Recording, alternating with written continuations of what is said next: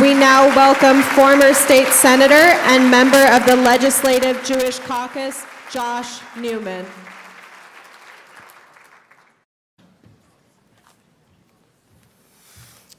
Tough to follow that, but let me say, Chag Cinco de Mayo and Shalom amigos.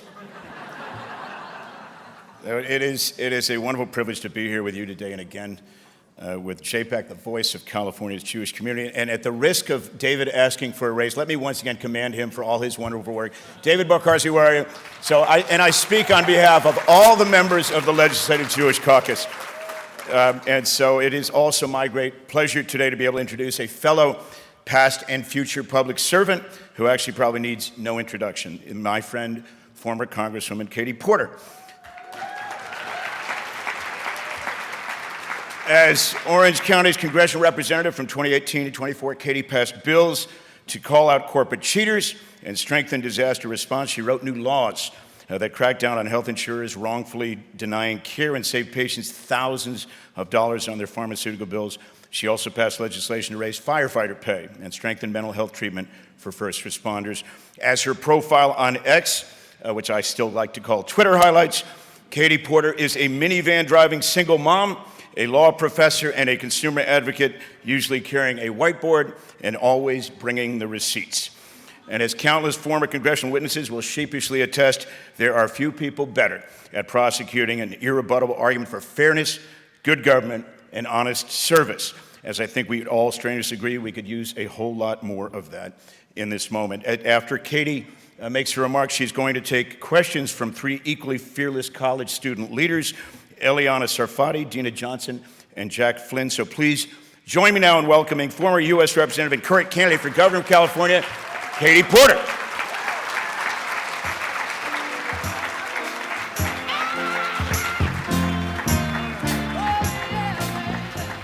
Good afternoon, everyone. I have a plane to catch at 6:15, so I'm going to be talking very, very quickly, so please forgive me. I was asked initially to tell you a little bit about my relationship with the Jewish community, and so I think the first thing I want to tell you is that I have been a frequent guest at Rabbi Rick Steinberg, one of my local rabbis' Passover Seder, and he can attest to my really competitive instincts because I am a master at Jeopardy!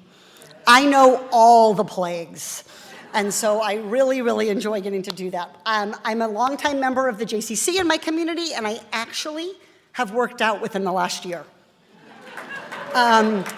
My son went to the Aronoff preschool in Orange County, which was an amazing experience, both educationally and culturally. My daughter was part of the JCC Wave swim team. I had my first town hall as a new Congress member at a synagogue. I've been a champion for the Pray Safe Act to make sure that our places of worship are safe. And I'm just really, really excited to be in conversation with you all. I feel very, very lucky to have such a strong, vibrant, amazing Jewish community who fights not only for themselves, but for each and every person to have dignity and to be safe. So with that, I'm going to turn it back over to the questions. Thank you very much for having me, and sorry to have to rush. Hi. Hello. What are your thoughts on the rising anti-Semitism in this country, and how do we, the Jewish people, keep them safe as they worship, study, and live their lives? Yep.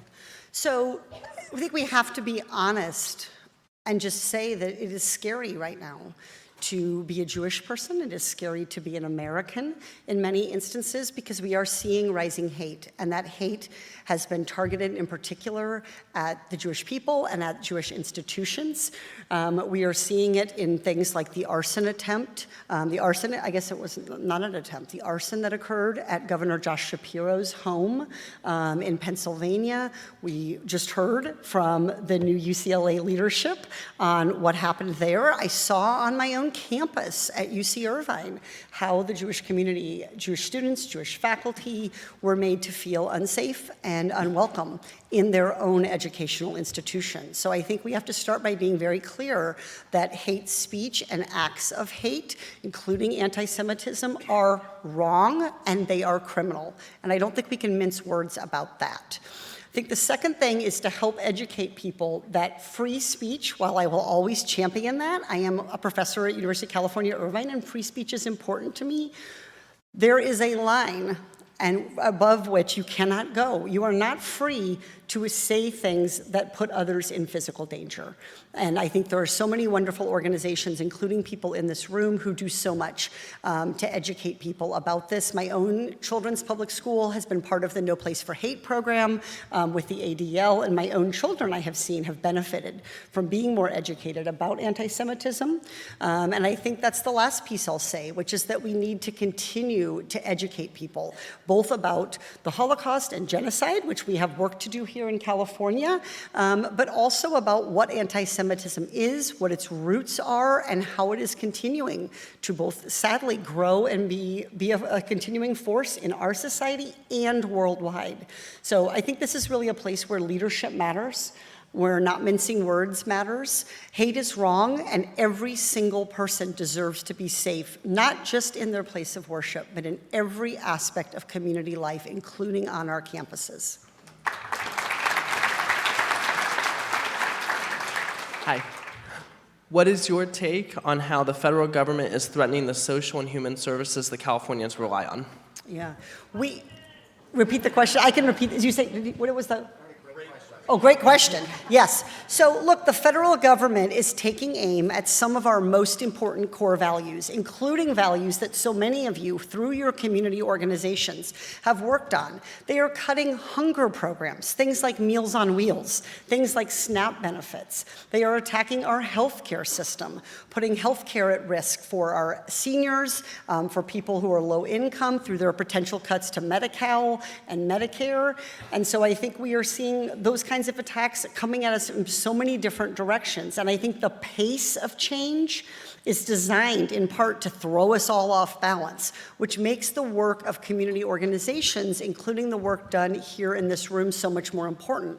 I'll just offer one personal example. When Trump was president the last time, I went to the border in San Ysidro and got to see firsthand the work that Jewish Family Services was doing, welcoming refugees, helping them get them oriented, helping connect them to their families, traveling to build their new life here in the United States.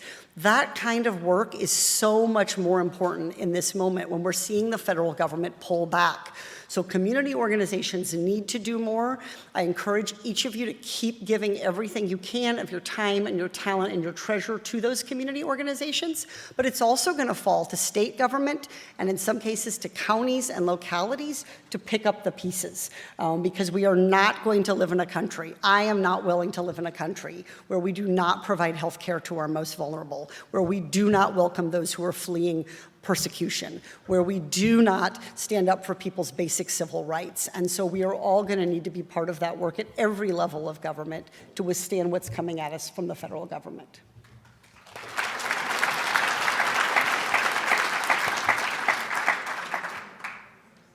What should we be doing right now to protect and promote democracy? Yeah. So I think the most important thing is to not be knocked on your heels by where we are, but in fact to lean forward, to stand sort of on the balls of your feet, if you will, and be a forceful presence in your community. One of the things we've seen in politics, sometimes coming from both sides of the aisle, if I'm being honest, is an effort to silence people, to weaponize political discussion, to silence people from having disagreement, and that is very much part of what we're seeing in this moment. So I think it's extra important that people double down. This means standing up for our democracy, calling out what is happening for what it is, a constitutional crisis. When you are attacking judges for the ruling they have made, when you are ignoring repeated federal court orders, when you are taking acts in violation of a judge's order, that is a constitutional crisis. And so I don't think we should mince words about helping the American people understand that.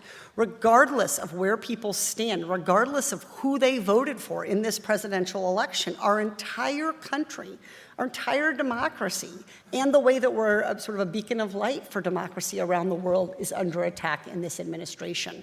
So I think everybody needs to continue to educate themselves about what's happening as painful as that is, to find ways to connect with their community and to think about ways to broaden your community. So one of the things I would challenge each of you to think about is not just how is your organization going to survive what we're going through right now nationally, but how can your organization grow and thrive in this moment, because people are very, very hungry for the kinds of community leadership and belonging and caring and compassion that through the work that you all are doing. So I think my last ask of you is to just stay in that fight, to stay rooted and anchored in the people of your community, to show humanity to others in this moment, and to remember that ultimately this country belongs to all of us, and it's our leadership that is going to make a difference. Washington is not going to change its ways, at least not in the next 3 years and 6 months and 4 days or whatever it is. We are going to have to change this country. And so I just want to thank you all for your leadership, no matter your age, no matter where you're coming from in California, no matter what role you play in the Jewish community, you are part of the solution. And so to the extent that you're thinking that there's a hero amongst you, there is. It's to your right and to your left. And that is what we need to remember in this time. Thank you so, so much for having me.